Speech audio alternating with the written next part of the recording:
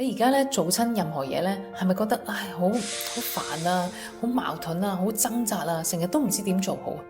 其實咧，你嘅內心一直有兩個聲音，一個叫做小我，佢充滿恐懼嘅，佢最中意咧就問你：喂，萬一失敗咗咁點算啊？萬一咧人哋笑我哋啊，又點算啊？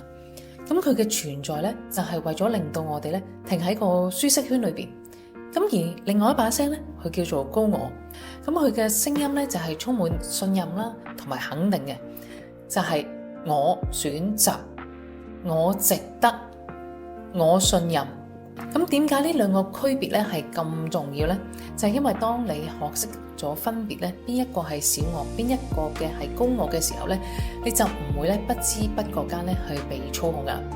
咁你唔需要咧話去消滅小我嘅，你只係需要學識咧點樣咧去分啊。原來呢個時候咧就係小我嘅出現，原來呢個時候咧就高我嘅出現。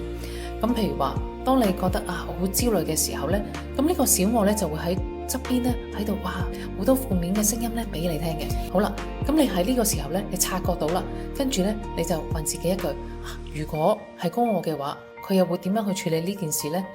佢係咪好有信心去處理呢件事呢？或者去解決呢件事情呢？而唔會有咁多嘅擔心出現呢？